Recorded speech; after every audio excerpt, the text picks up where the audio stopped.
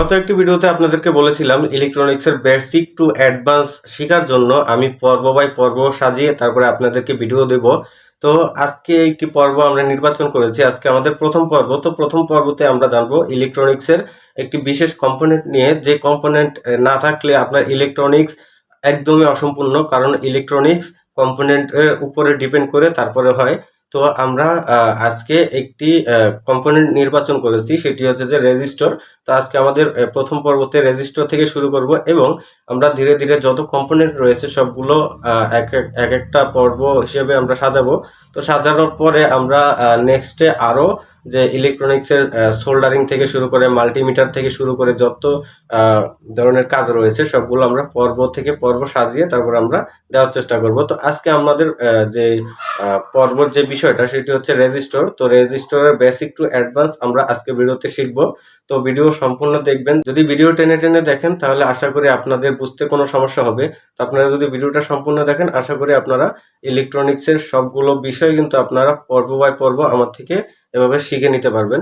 Electronics basic to advance আমাদের আজকের পর্ব হচ্ছে রেজিস্টর।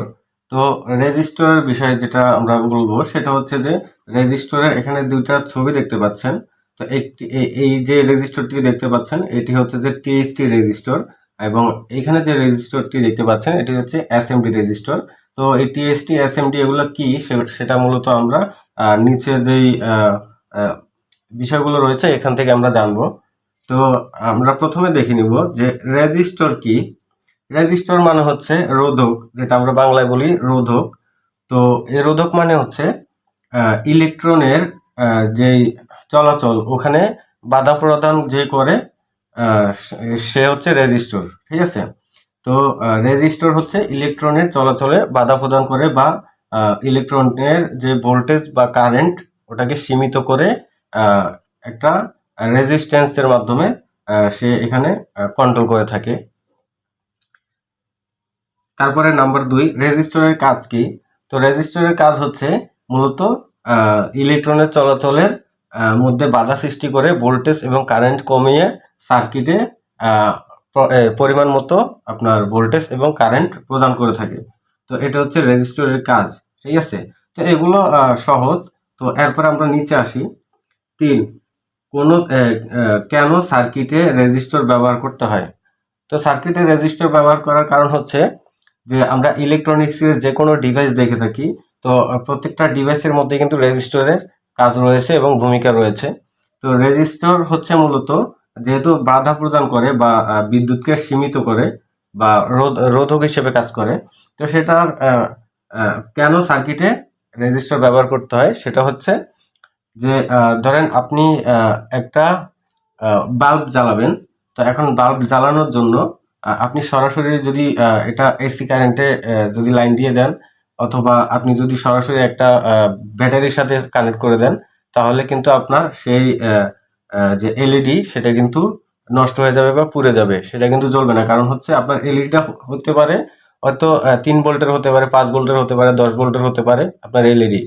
এখন আপনি যদি এসি 200 ভোল্ট এসি 220 ভোল্ট দিয়ে যদি আপনি একটা 10 ভোল্ট বা 5 ভোল্টের এলইডি কে লাগিয়ে দেন, তাহলে কিন্তু আপনার এখানে ভোল্টেজ কিন্তু ডিফারেন্স আছে। আপনার বাড়তি ভোল্টেজ কিন্তু আপনার যে এলইডির মধ্যে গেলে আপনার এলইডিটা টিকবে না, এটা পুড়ে যাবে সাথে সাথে।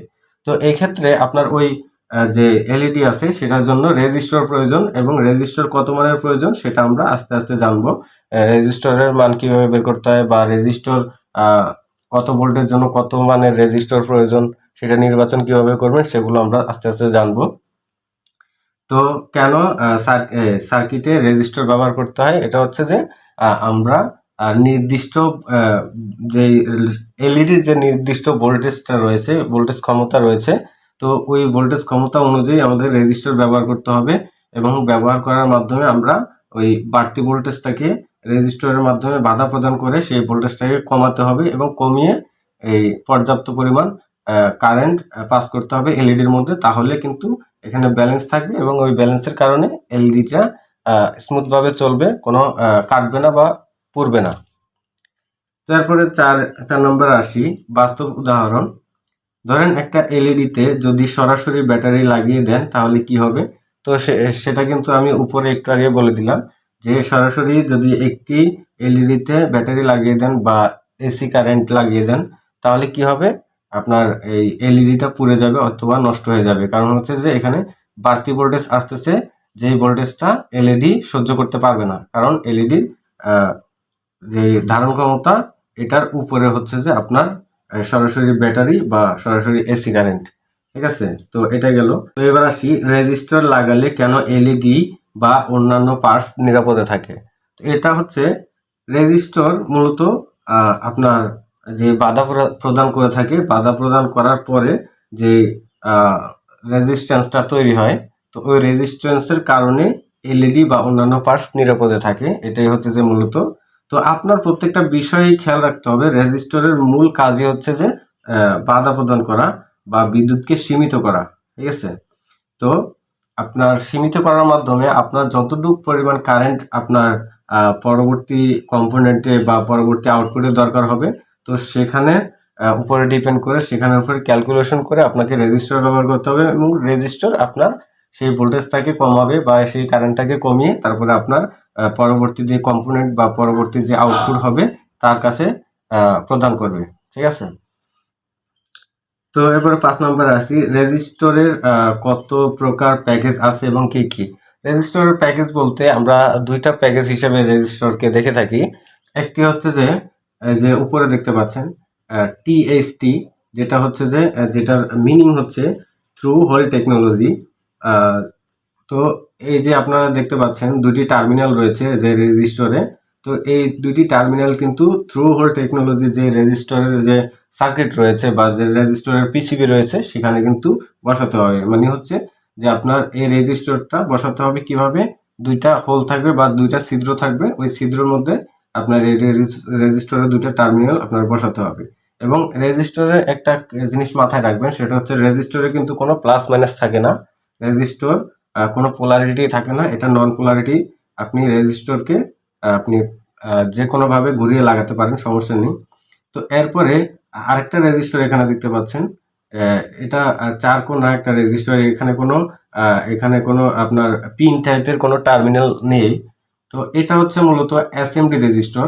এসএমডি রেজিস্টর আপনার কোথায় হয়, ধরেন আপনার মোবাইল ফোন বা অন্যান্য যে ডিভাইসগুলো আছে যেগুলোতে কোনো হোল থাকে না, মানে কোনো ছিদ্র থাকে না, সার্কিটের পিসিবির উপরে কিন্তু এগুলো বসিয়ে তারপরে লাগানো যায়। ঠিক আছে, এগুলো হচ্ছে যে সারফেস মাউন্ট ডিভাইস, যে রেজিস্টর মানে কম্পোনেন্ট সারফেস মাউন্ট ডিভাইস যে রেজিস্টরগুলো থাকবে সেগুলোতে আপনার এরকম পিন টাইপ কোনো থাকবে না, মানে টার্মিনাল থাকবে না। তো এসএমডি রেজিস্টর হচ্ছে সারফেস মাউন্ট ডিভাইস রেজিস্টর বা ডিভাইস কম্পোনেন্ট। ঠিক আছে, তো এগুলো হচ্ছে যে এই রেজিস্টরের যে বেসিক বা অ্যাডভান্স। রেজিস্টরে তেমন আহামরি বেশি বোঝাতে হবে না, তবে রেজিস্টরের আপনার মেন যেটা হচ্ছে সেটা হচ্ছে যে আপনাকে ক্যালকুলেশন করে তারপরে আপনার কোন সার্কিটের আউটপুটে বা কোন সার্কিটের পরবর্তী কম্পোনেন্টে কত কত ওহমসের রেজিস্টর ব্যবহার করতে হবে, সেটাই কিন্তু আপনার আসল বিষয়। তো সেই বিষয়টা আমরা জানবো আমাদের এই যে পর্বটা রয়েছে রেজিস্টরের পর্ব, এই পর্বটা নিয়ে আরো একটা ভিডিও হবে। তো সেই ভিডিওতে আমরা যেগুলো জানবো সেগুলো হচ্ছে আমরা রেজিস্টরের আমাদের যে টিএসটি রেজিস্টর, এগুলোতে কিন্তু কালার দিয়ে আমাদের রেজিস্টরের মান বের করতে হয়। তো কালারের কোন কালারে কত মান বা কোন কালার দিয়ে কোন কালার কোথায় থাকলে কত মান হবে রেজিস্টরের, তো সেগুলো আমরা জানবো। এবং আমাদের এসএমডি সার্কিটে যে রেজিস্টরগুলো থাকে সেগুলোর গায়ে কিন্তু সংখ্যা লেখা থাকে বা কোড লেখা থাকে, সেই কোড হিসাব করে আমরা বের করব যে এসএমডি রেজিস্টরের মান কিভাবে বের করতে হয়। তো এরপরে আমরা আরেকটি বিষয় জানবো, রেজিস্টর কিভাবে মাল্টিমিটারের মাধ্যমে পরিমাপ করতে হয়। তো সেটা আমরা নেক্সট যে ভিডিওটা হবে রেজিস্টরের পর্বে, নেক্সট যে ভিডিওটা হবে সেই ভিডিওটাতে আমরা রেজিস্টরের কালার কোড, রেজিস্টরের পরিমাপ এবং মাল্টিমিটার দিয়ে কিভাবে রেজিস্টর পরিমাপ করতে হয় বা ভালো না খারাপ কিভাবে দেখতে হয় সেটা আমরা নেক্সট যে ভিডিওটা বানাবো সেটার মধ্যে করব। তো আজকের ভিডিও এই পর্যন্তই। তো আজকের ভিডিওটা মূলত নতুনদের জন্য। তো আপনারা যারা পুরাতন রয়েছেন আপনারা অবশ্যই কোনো খারাপ মন্তব্য করবেন না, কারণ আপনারা জানেন যেহেতু, তাহলে খারাপ মন্তব্য করবেন না। আপনারা নতুনদের জন্য কোনো একটা গঠনমূলক কমেন্ট রেখে দিতে পারেন, যেটার মাধ্যমে নতুন যারা রয়েছে তারা ইলেকট্রনিক্সের বিষয়গুলো শিখতে আরো উৎসাহিত হয়। তো আজকের ভিডিও এখানে, পরবর্তী ভিডিওর জন্য অপেক্ষা করবেন। লাইক, ফলো, সাবস্ক্রাইব করে সাথে থাকবেন। ধন্যবাদ।